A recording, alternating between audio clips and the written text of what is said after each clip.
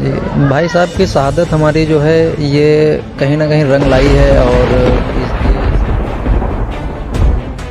संतुष्ट नहीं थे। पहले बहुत दबाया जा रहा था, हमको भी कई प्रकार की धमकियाँ और मतलब जो है दबाव बनाया जा रहा था। अच्छा, आपको धमकियाँ भी दी जी, और आपको हकीकत नहीं पता है, किसानों ने मारा है आपके भाई को।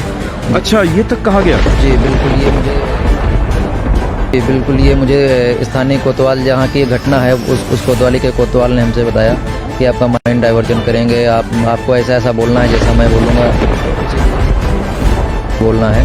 क्योंकि हमने अपने भैया का शरीर देखा था पोस्टमार्टम हाउस में कपड़े उतार के, तो सारे रगड़ के निशान ही थे। तो शुरू से हमारा और अगर ये दखल ना देते तो केस अब तक शायद दफ़ा भी हो चुका। जैसे आप कह रहे हैं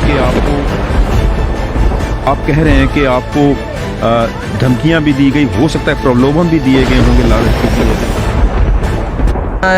बरगलाया गया और मतलब कहीं ना कहीं माइंड डाइवर्जन करने की कोशिश बहुत की गई।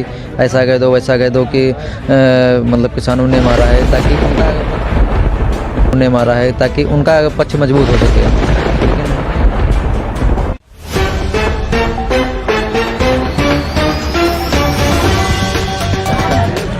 ਹਰਵਿੰਦਰ ਸਿੰਘ ਚਾਵਲਾ ਦੇ ਨਾਲ ਤੁਸੀਂ ਦੇਖ ਰਹੇ ਹੋ ਸਿੱਖ ਸੰਗਤ ਨਿਊਜ਼। ਪਿਆਰੇ ਦਰਸ਼ਕੋ, 3 ਅਕਤੂਬਰ ਦੀ ਘਟਨਾ, ਲਖੀਮਪੁਰ ਦੀ ਘਟਨਾ, ਜਿਹਦੇ ਵਿੱਚ ਕਈ ਕਿਸਾਨਾਂ ਦੀ ਜਾਨ ਗਈ ਹੈ, ਕਈ ਕਿਸਾਨ ਬੜੀ ਬੁਰੀ ਤਰੀਕੇ ਨਾਲ ਘਾਇਲ ਹੋਏ ਨੇ, ਇੱਕ ਪੱਤਰਕਾਰ ਦੀ ਵੀ ਜਾਨ ਗਈ ਹੈ।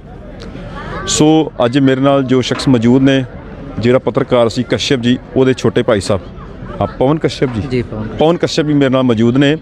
ਅੱਜ ਇਹਨਾਂ ਨੂੰ ਇੱਥੇ ਪਿਪਲੀਆ ਪਿੰਡ ਹੈ ਯੂਪੀ ਦਾ, ਉੱਥੇ ਸਨਮਾਨਿਤ ਕੀਤਾ ਗਿਆ। ਜਿਹੜੇ ਸ਼ਹੀਦ ਹੋਏ ਨੇ ਉਹਨਾਂ ਦੇ ਪਰਿਵਾਰਾਂ ਨੂੰ, ਇਹਨਾਂ ਨੂੰ ਵੀ ਇੱਥੇ ਬੁਲਾਇਆ ਗਿਆ, ਇਹਨਾਂ ਨੂੰ ਵੀ ਸਨਮਾਨਿਤ ਕੀਤਾ ਗਿਆ, ਕਿਉਂਕਿ ਇਹ ਅੰਦੋਲਨ ਅਗਰ ਫਤਿਹ ਹੋਇਆ ਤਾਂ ਕਿਤੇ ਨਾ ਕਿਤੇ ਇਹਨਾਂ ਸ਼ਹੀਦਾਂ ਦੇ ਪਰਿਵਾਰਾਂ ਦੀ ਬਦੌਲਤ ਹੀ ਹੈ, ਜਿਹੜੇ ਪਰਿਵਾਰ ਸ਼ਹੀਦੀਆਂ ਪਾ ਗਏ ਨੇ ਉੱਥੇ।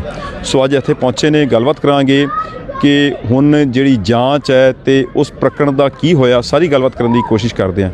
कश्यप जी, आपका स्वागत है। जी धन्यवाद। कश्यप जी, बहुत अफसोस होता है कि इस आंदोलन में आपके भाई साहब ने शहादत पाई, लेकिन एक कहीं ना कहीं ये भी होगा कि वो अमर हो गए हमेशा के लिए, क्योंकि एक बहुत बड़ा आंदोलन है, इतिहास में इसका जिक्र अलग से किया जाएगा। आपको क्या लगता है जो भाई साहब की आपकी शहादत हुई है?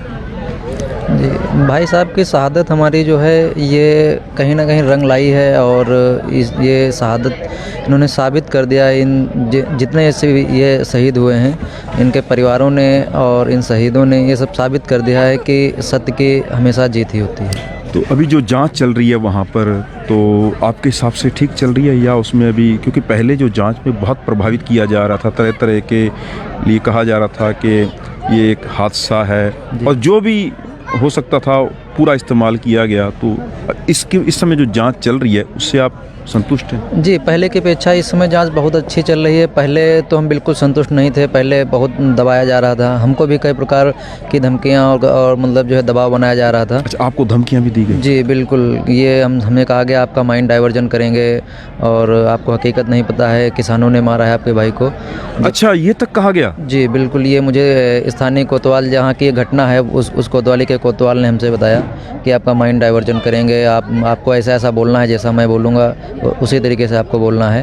क्योंकि हमने अपने भैया का शरीर देखा था पोस्टमार्टम हाउस में कपड़े उतार के, तो सारे रगड़ के निशान ही थे। तो शुरू से हमारा वही कहना था कि रगड़ के ही निशान है। हाँ, उस टाइम पर मुझे SIT पर उतना भरोसा नहीं था, लेकिन जब से माननीय सुप्रीम कोर्ट ने इस मामले को संज्ञान में लिया है, हस्तक्षेप किया है, तब से मैं पूरा भरोसा है। कहीं ना कहीं आपको लगता है अगर सुप्रीम कोर्ट नहीं देता तो इसको कहीं और दिशा में ले जाते?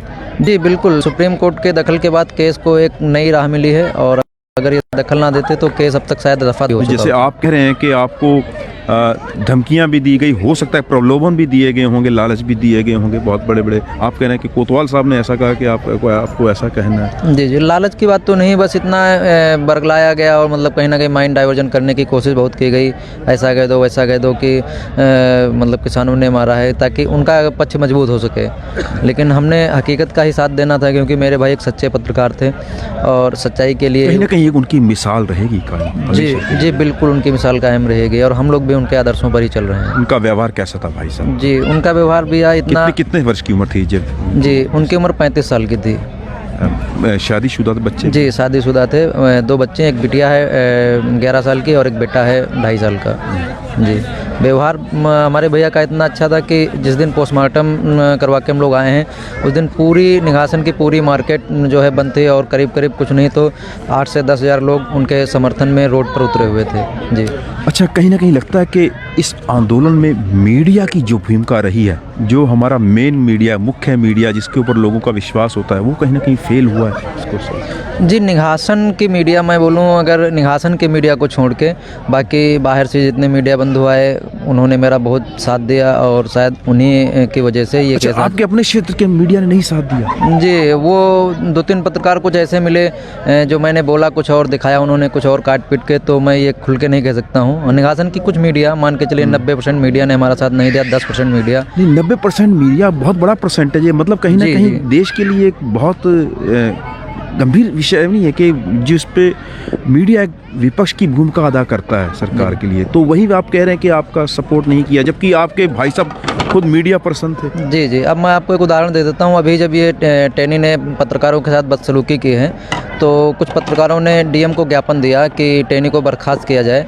ये वही पत्रकार हैं जिन्होंने उस घटना के टाइम पे ज्ञापन दिया था कि मोनू मिश्रा निर्दोष हैं और किसानों ने हत्याएं की मतलब हैं। उनके ऊपर जी, पड़ी जी, तो अब जाकर ये जी, ज्ञापन बिल्कुल, दे रहे हैं। बिल्कुल अब वो ज्ञापन दे रहे हैं। तो कहीं ना कहीं मीडिया भी सवालों के घेरे में रहा, अब उनके दिमाग सिर पे पड़ी तब जाके वो जी। अजय मिश्रा के खिलाफ बर्खास्त जी, की। जी, जी। अच्छा, अब अजय मिश्रा की बर्खास्तगी नहीं हो रही है, जी जबकि साबुत एसआईटी में सारा कुछ दूध का दूध पानी का पानी हो गया। पहले वो खुद कहते थे कि मेरा बेटा अगर जांच में शामिल पाया जाएगा तो मैं खुद इस्तीफा दे दूंगा, अभी तक बर्खास्तगी नहीं हुई, कैसे देखते हैं? जी बर्खास्तगी इनकी पता नहीं कि किस कारणवश नहीं हो रही है, लेकिन बर्खास्तगी जब तक नहीं हो रही हम लोग डटे हैं और निष्पक्ष जांच हो। इनकी बर्खास्तगी से बस इतना फर्क पड़ेगा कि जो अधिकारी हैं वो कहीं ना कहीं दबे हुए हैं। अभी और कहीं ना कहीं प्रेशर में तो होंगे अधिकारी। जी बिल्कुल, अब केंद्रीय गृह राज्य मंत्री का बेटा अंदर है तो कहीं ना कहीं जांच खुल के उतनी नहीं हो पाएगी, लेकिन फिर भी सुप्रीम कोर्ट पर भरोसा है कि इनकी बर्खास्तगी भी जल्दी करवाएगी वो।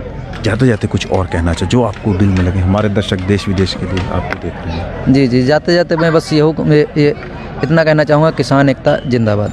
सो बहुत बहुत धन्यवाद। सो ਇਹ ਸਨ ਉਹ ਸ਼ਖਸ ਜਿਹੜੇ ਪੱਤਰਕਾਰ ਨੇ ਆਪਣੀ ਜਾਨ ਗਵਾਈ ਹੈ ਇਸ ਕਿਸਾਨ ਅੰਦੋਲਨ ਦੇ ਵਿੱਚ। ਸੋ ਉਹਦੇ ਛੋਟੇ ਭਾਈ ਸਾਹਿਬ ਸੀ, ਸੋ ਅੱਜ ਉਹਨੂੰ ਇੱਥੇ ਸਨਮਾਨਿਤ ਕੀਤਾ ਗਿਆ ਹੈ।